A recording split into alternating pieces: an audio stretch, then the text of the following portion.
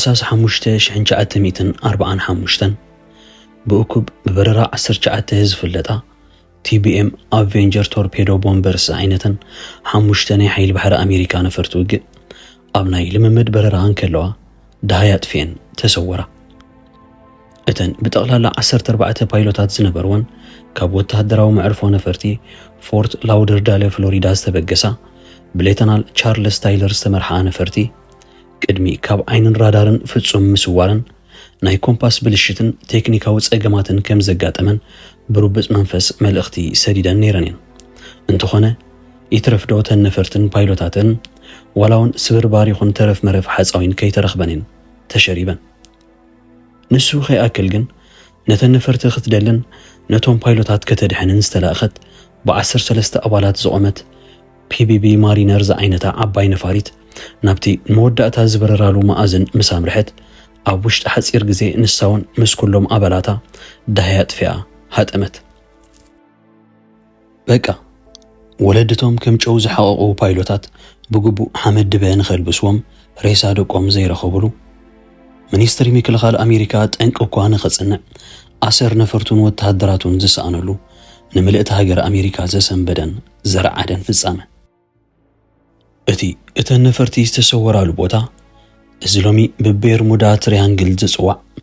اب سميناو معرب ناي اتلانتيكا ووقيانوس بحرفاف گمگام مسكف لهاجر فلوريدا ناي امريكا بيرمودا زبال گزات ناي بريطانيان بورتوريكو تبال اكل امريكان زداوب سلوس كورناوي قرص زلو ماياو اكل ينيرو ابزي كساب ليتلومي مستيرو بگبو زيفلط تافافي گنكا مراخب النفرتن غعزو زي قارصالو بوتا كوم عينت ناي مسوار حدقا خقاتم جن ناي مجمريا اي نبرن ابشحن جاعتم ايتن 10 the USS Cyclops استبهالت وانت حيل بحر امريكا زغونت وتهدراويت ناي صعنت مركب مانغنس اوريز بحال زي تصاريه معدنن 306 وتهدرات حيل بحرن سراحتنياتاتن صينا كاب دسيت باربادوس ناب بالتيمور ابتو غعزلو زنبرت اوان نايرودونا ملእኽቱ ኳ بزيبلو ሃንደበታው አግባብ አሰራን ሬሳ አባላታን በዘይተረኽበሉ ፍጻመ ኣብቲ ውቅያኖስ ተሸርበት እዚ ሓደ ካብ ዝዓበየ ክሳራ ዓቕሚ ሰብ ኣብ ታሪኽ ሓይሊ ባሕሪ ኣሜሪካ ዝተራእየሉ ክስተት ጠንቁ ከይተፈልጠ ዝተዓጽወ ትራጀዲ ነይሩ ኣብ ታሕሳስ 28 ዶግላስ DC-3 ዝተባሃለት ነፋሪት ምስ 32 ተሳፈርታን ሰራሕተኛታታን ኣብቲ ማያዊ ኣካል ምስ በጽሐት ተሸሪባ ሽታ አጠፈ ቅድሚ ስዋራ ፓይሎት ናይታ ነፋሪት ናብ ሚያሚ ፍሎሪዳ ቀሪቦም ከም ዘለው ብራዲዮ ሃሎ ሓቢሩ ኳንተ ነበረ እንተኾነ ንሳውን ተረፍ መረፍ ሓፃዊና ይኹን ሬሳታት ተጓዓዝታ ብዘይተረኽብሉ ኣገባብ ያጠፍያ ኣብ 1963 the SS Marine Sulphur Queen ዝተባሃለት ናይ ነዳዲ መርከብ ምስ 39 ሰራሕተኛታታ ኣብቲ ቦታ ምስ በጽሐት ብዘይንቡር ትርኢት مسكر كي قرفت تسويرا عسرتن كدمي استشربا مراخب النفرتن سعبت ابتري شحنشا اتميتن 48 ستار تايجر لك ادحر عمتا دما ابتري شحنشا اتميتن 49 ستار اريال زتبهلا وانت مقد دائر بريتش ساوز امريكان زغانا نفرتي بتقلالا مس 51 توقعستن ابتخبابي مس بزحا زخوانا اسر كي قدفان زخوانا ملأختي كي حلفان تسورا ኣብ ታሕሳስ 1872 ግን ፍልይ ብዝበለ ተርእዮ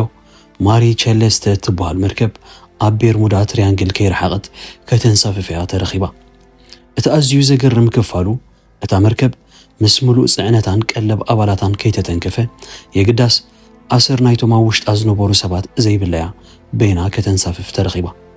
ክሳብ ለይትሎም እውን ናበይ ከም ዘበሉ ዝሕብር ጠንቂ ይኹን ሬሳታቶም ክርከብ ኣይተኻእለን እዚ ኩሉ ፍጻመታት ገለ ካብ ዓበይቲ ኣብ ቤርሙዳ ትሪያንግል ዘጋጠመ ኮይኑ ካልእ ኣዝዩ ብዙሕ ውልቃዊ ሓደጋታትን ክስተትን ዝተረኣየ እኳ እንተኾነ ገለ ብግቡእ ዘይተሰነደ ብምዃኑ ግን ብዛዕባኡ እኹል ሓበሬታታት የለን ቤርሙዳ ትሪያንግል ብዓለም ደረጃ ከም ናይ መልኣክ ከሞት ዞባ ግኑን ስም ሒዙ ወርኡን ሓደጋታቱን ካብ ጫፍ ናብ ጫፍ ዓለም ተጋዊሑ እኳ እንተኾነ እቲ ጠንቂ እንታዩ بخمي خاب كل تجفي وقيانوس أبو تراي فولين تدقاقا من ناي مسوار ترئيو زرئة جبوت ملسي أي ترخبون ቀፂልና ብዙሓት ደቂ ተኸባብን በቲ ቦታ ዝሓልፉ ተጓዓዝትን ዝሃብዎ ዘስደምም ናይ ዓይኒ ምስክርነትን ስነ ፍልጠታውያን ዘቕረብዎ ሳይንሳዊ ግምታትን ክንርኢ ኢና። ኣፋዊ ኣታታት ምስክርነትን መግለፂታትን ብዛዕባ ቤርሙዳ ትሪያንግል ልዕሊ 500 ዓመታት ንድሕሪት ተመሊስና ኣብ ዲያሪታት ናይ ኢጣልያዊ ዳህሳስን ባሕረኛን ዝነበረ ክሪስቶፈር ኮሎምበስ ንረኽቦ ኮይና ኮሎምበስ ኣብ ጽሑፋቱ ኣብዚ ሎሚ ቤርሙዳ ትሪያንግል ተባሂሉ ዝጽዋዕ ዘሎ ከባቢ ምስ በጽሐ ኣዝዩ ፍሉይ ርእይዎ ዘይፈልጥ ብርሃን ኣብቲ ባሕሪ ከም ዝረአየን ማእዝን ዝሕብር ኮምፓስ ናይ መርከቡ እውን ንሓፂር ግዜ ምስ ዝንባዕ ኣጋጢሞ ምስራሕ ከም ዝኣበየን እዩ ሰኒድዎ ዘሎ። ገለ ውልቀ ሰባት እታ ቅድሚ ነዊሕ ዓመታት ካብ ገጽ ምድሪ ጠፊኣ ተባሂላ ዝንገረላ ኣትላንቲስ ትበሃል ዓባይ ከተማ ኣብ ትሕቲ እቲ ውቅያኖስ ተዶኪና ከም ዘላን ካብ ውሽጢ ድማ መራኽብን ነፈርትን ስሒባ ከም ተጥሕል ዝገብራ መንፈሳዊ ሓይሊ ከም ዘሎን እዮም ብዙሕ ክእመን ዘይክእል መግለፂ ዝህቡ። ገለ ካልኦት ብወገኖም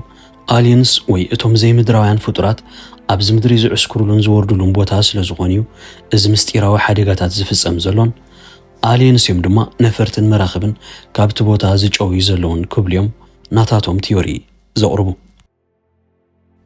ገለ ካልኦት እውን ብመሰረት ብዙሓት ውልቃውያን ሰባት ዝሃቦ ናይ ዓይኒ ምስክርነት መግለፂ ኣብቲ ቦታ ዘሎ ብዙሕ ዘይቅዱስ መናፍስቲ ወይ ሸይጣናዊ ህላውነት እዩ ኣሰሩ ዘይርከብ ትራጀዲታት ዘስዕብ ዘሎ ኢሎም እዮም ዝኣምኑ። እቲ ቦታ ናብ ካልእ ማእዝን ናይ ኣድማስ ወይ ህዋ ምስጢራዊ በሪ ወይ ፖርታል ዝኸፍት ዘይንቡር ህላወ ከም ዘለዎ ዝገልጹን ውሑዳት ኣይኮኑ። ገለ ካብቶም ብዓይንና ዘይንቡር ርኢና ዝበሉ ሰባት ምስ ንርኢ ብሩስ ጌርኖን ዝተባህለ ፓይሎት እቲ እንኮ በቲ ኣብ ልዕሊ ቤርሙዳ ትሪያንግል ጥራይ ዝፍጠር ጽዑቕ ናይ ዶናት ቅርፂ ዘለዎ ዘይንቡር ደበና ዝሓለፈ ሰብ ኮይኑ ኣዝዩ ዘሰንብድ ነገር ብዓይኑ ከም ዝረኣየ እዩ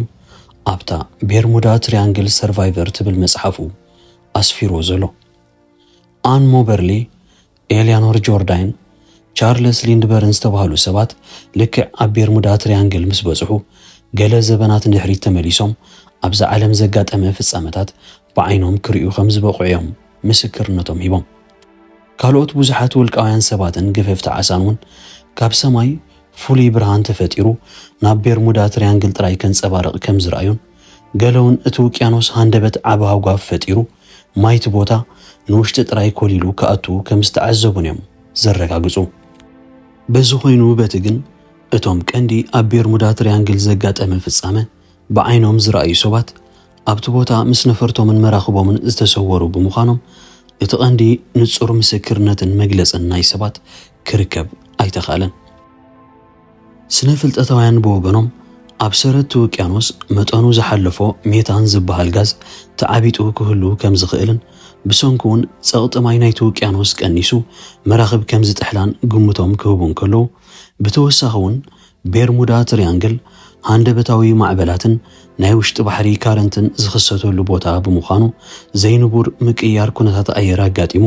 ሓደጋታት ከም ዘስዕብ እዮም ካልኣይ ግምቶም ዘቕርቡ። እቲ ኣዝዩ ከቢድ ማዕበላት ነቲ ስብርባር ናይ ነፈርትን መራኽብን ጸራሪጉ ካብቲ ቦታ ስለ ዝስውሮ ኸኣ ኣሰረን ክርከብ ኣይተኻእለን ኢሎም እዮም ዝኣምኑ። ሽሕ እኳ ስነ ፍልጠታውያን ነቲ ገለገለ ሰባት ዘቕርብዎ ዘይቅዱስ መንፈሳትን ሰይጣናዊ ህላወታትን ዝብል መግለፂ ዘይቅበልዎ እንተኾኑ እቲ ከምቲ ዝበልዎ ዘይንቡር ኩነታት ኣየር ሃንደበት ዝኽሰተሉ ተኣፋፊ ቦታ ግን ምንጪ ህቦብላውን ማዕበላውን ሓደጋታት ምዃኑ ብጭቡጥ ተረጋጊጹ እዩ። ክሳብ ለይቲ ሎሚ ግን ዝኾነ ኣካል ንጹርን ዘእምንን መግለፂ ኣይረኸበሉን። ቤርሙዳ ትሪያንግል ምስ ዝኹሉ ምስጢራዊ ሓደጋታቱ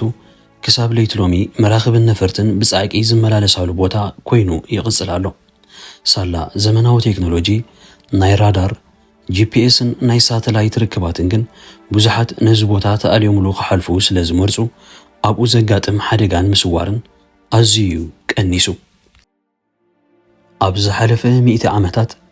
ልዕሊ 50 መራኽብን 20 ነፈርትን ምስቶም ጽዒናኖኦም ዝነበራ ሰባት ኣብ ቤርሙዳ ትሪያንግል ብፍጹም ከም ዝተሰወራ ብግቡእ ተሰኒዱ ይርከብ። ብካልእ ትሕዝቶ ክሳብ ንራኸብ ሰላም ንኹልኹም።